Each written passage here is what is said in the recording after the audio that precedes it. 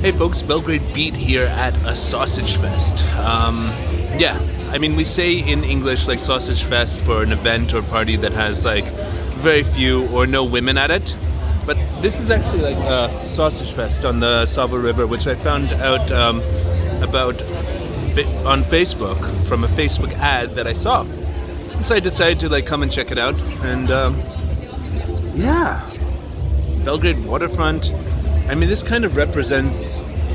I mean, okay, my bottom line impression of this is like, yeah, the sausage is good. I've had like two different ones now, and but really expensive and really kind of like an event that shows the soulless sort of transition of like Belgrade culture, because like I don't know if you can hear in the background, but there's like some completely meaningless music, and we're at the Belgrade waterfront, which is like the sort of like epitome of the loss of soul of Belgrade, if you ask a lot of people. I'm not saying the city doesn't still have soul, but you know, I like sausage, so I decided to come check it out, see what would happen. But don't like the music, don't like the neighborhood, love the river, love the sausage. I picked up this beer at a craft beer store on the way here. It's a nice German Hefeweizen.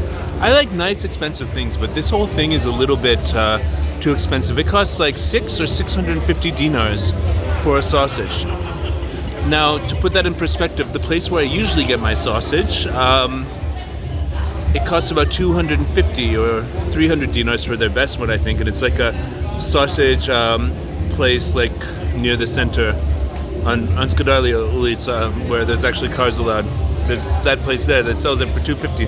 So why do I want to come here to this soulless neighborhood and buy a sausage for 650 dinars and listen to this awful music when I could just go to that other place? So as you can see by my beer purchase, I like spending good money for like nice things. This beer was about €3, but it's like the finest German Hefeweizen, and it's made with all sorts of soul at an organic brewery and stuff like that.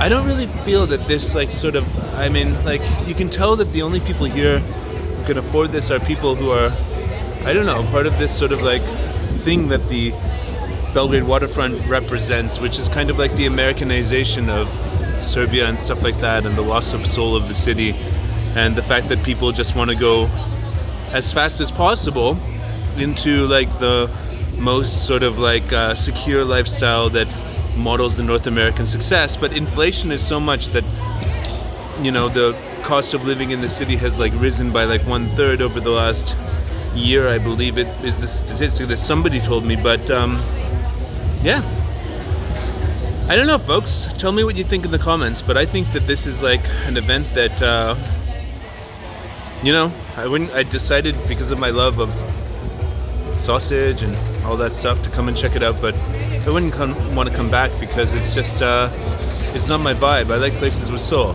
Money is not the issue, but the way that things are charged, you know, it's more than twice the place I usually go, just because it's a place at the Belgrade waterfront. And yeah,